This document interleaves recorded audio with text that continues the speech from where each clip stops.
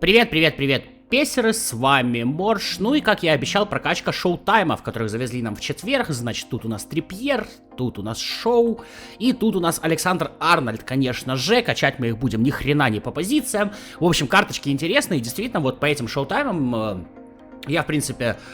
Повторюсь с названием видео, которое я выложил сегодня утром. Реально годные. Вот реально годные те люди, за которыми действительно можно поохотиться. Хорошо им поднакрутили статы, карточки выглядят сочно.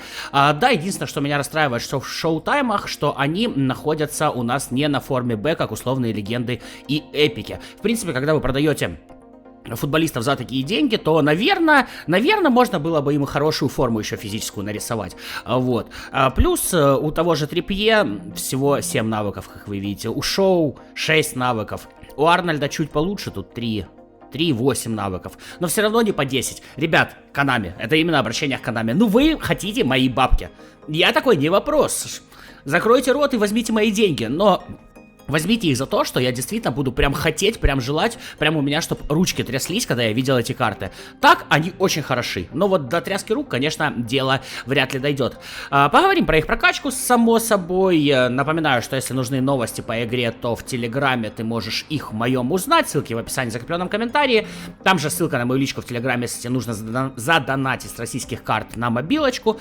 И еще там ссылочка на чат, где можно пообщаться с единомышленниками. Самый большой чат в России по PES. Ну, не только в России, естественно, для русскоязычного сообщества. Потому что на русском разговаривают во многих странах. Ладно, Трипье. Смотрим на него. 95 на максимуме, стиль атакующий защитник. Вот здесь вот хочется сразу сказать, раньше атакующий защитник, по-моему, в 20-й части или в 19-й, либо в 19-й, либо в 20-й, он работал и на левом-правом полузащитнике. И это было охрененно и здорово. Вы можете обратить внимание на правый верхний угол и увидеть, что уже на первом уровне Трипье на правом полузащитнике 82, когда на правом защитнике 81. И его под правого полузащитника было бы очень даже здорово качать. Под самого защитника, как видите, защитных статов у него не то, что прям особо есть. Отличный пас навесом, хорошая подкрутка, скорость ускорения окей, пойдут вверх. Выносливость, вроде все в желтой зоне. Давайте посмотрим по правому защитнику, потом посмотрим по правому полузащитнику. Значит, правый защитник, автоматический разброс статов 16 летит в скорость, силу удара и выносливость. Но вот почему-то для правого-левого защитника именно скорость, силу удара и выносливость Konami сделала самым основным статом для получения максимального рейтинга. Но 16, ну я понимаю, что да, все равно у нас 91-94, хорошо, в нормальных цифрах, но 16 это же насколько дорого, это просто насколько дорого. Я бы хотя бы до 12 понижал, получил бы 16 статов лишних, и тут уже думал, как их раскидывать. 8 идет в защиту, но в защиту, как видите, не то, чтобы он прям сильно умеет. 4 в корпус 64, ужас полнейший, игра головой прыгучесть тоже не блещут. 8 в ускорение, ладно, допустим, 4 в дриблу, хотя дрибла у него вполне в порядке. И 5 идет в пас. На самом деле я бы ему до 8 хотя бы поднимал пас, чтобы пас навесом был 92. До 4 поднимал бы дриблу. До 8 поднимал бы дриблу.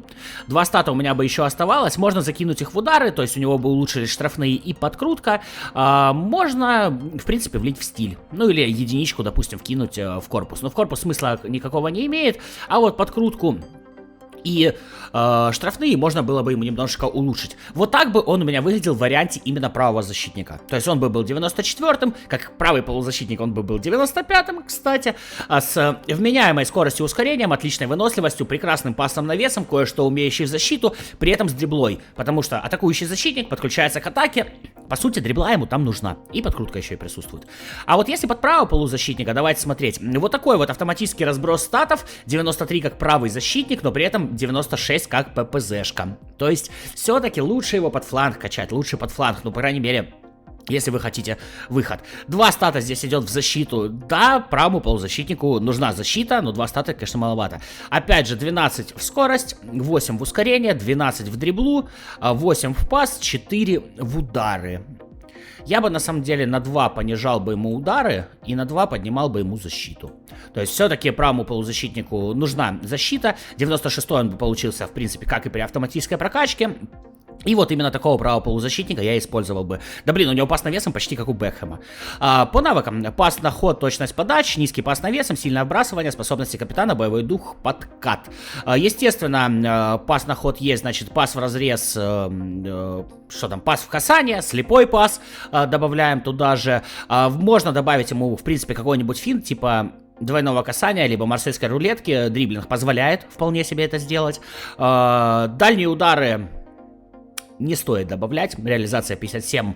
Ну, сила удара зато 87. В принципе, дальние удары и сложные дальние удары, ладно, да, добавляем. И дальние подкрутки, потому что подкрутка 86. И, в принципе, будет очень хорошая карточка на правом полузащитнике. Идем дальше. Шоу. Единственный из этой троицы, кстати, который на своей основной позиции, на первом уровне, имеет максимальный рейтинг по сравнению с остальными позициями. Качать мы будем чисто под ЛЗ. Значит, что у нас здесь? Тоже хороший пас навесом, скорость ускорения, выносливость. 14 аж летит у нас, да, в скорость. Много. Давайте хотя бы до 12 опустим. 8 статов на дороге не валяется. 4 в корпус. Корпус у него хоть кое-какой присутствует.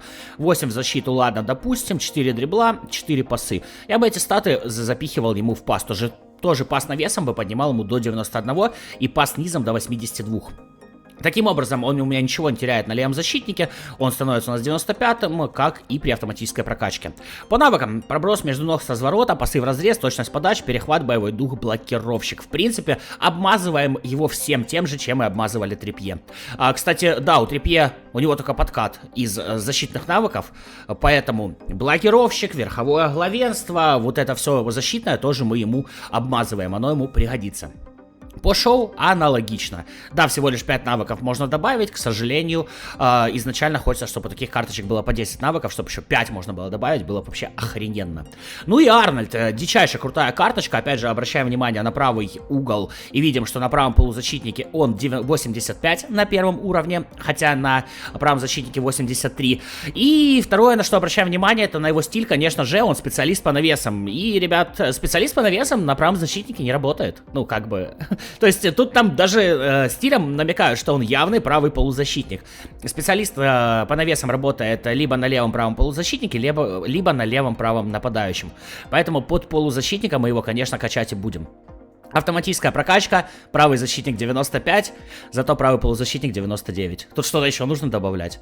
Реально охрененная скорость ускорения, пушечный удар, великолепная выносливость, просто практически идеальный пас навесом, охрененная подкрутка, с дриблой все хорошо. В принципе, я даже, наверное, статы бы здесь никак и не перекидывал. Ну вот, защиту, да, можно было бы ему немножечко поднять за счет чего-нибудь, но я даже не знаю за счет чего, за счет паса. То есть, ну, блин, пас пригодится, дрибла окей. Скорость ускорения, сила удара. Просто удары. Тут подкрутка 92 становится и плюс штрафные 83. Да, наверное, бы на самом деле больше ничего ему не раскидывал. Вот просто 99-й ППЗшник. Просто... Если его сравнивать с каким-нибудь условным Бекхэмом, у Бекхэма будет лучше дрибла, зато Арнольд при этом умеет в защиту и хорошо бегает. И плюс пушечный удар, и плюс хорошая слабая нога. У него 2-2, это прекрасно, у Бекхэма просто дерьмовая слабая нога. Так что Арнольд для меня вот реально один из идеальных полузащитников. Причем раньше на карточке Арнольда он становился на правого полузащитника только с потерей, я об этом не раз говорил. И сейчас, наверное, если брать полузащиту, вот именно фланговую, для меня лучшие полузащитники это Канцело и Арнольд. Ну вот, как-то так получается по раскладу статов, по тому, как они ведут себя на поле. По навыкам есть ведение подошвой, пас касания, пас разрез, пас на ход, по пасам хорошо, точность подач есть.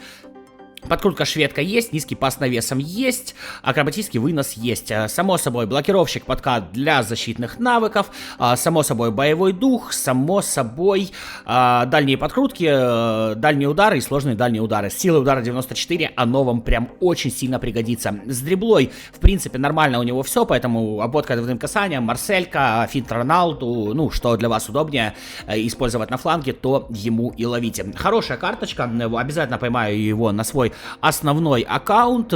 Мне прям нравится. Это вот чистейший правый полузащитник. И он будет в своей эпостаси очень-очень хорош. Вот такая прокачка у меня получилась, вот что я думаю по навыкам, вот что я думаю по позициям. Пиши, согласен, не согласен, само собой, я с удовольствием все это дело почитаю. Ну или пиши свои варианты прокачки, ребята другие почитают и, возможно, скажут тебе огромное спасибо, у тебя она кажется гораздо более толковее, чем у меня. Главное, правильно аргументируй, почему ты решил так или вот так. Вот такое люди любят. Полезные ссылки в описании и закрепе. С вами был Морж, до новых встреч, пока-пока.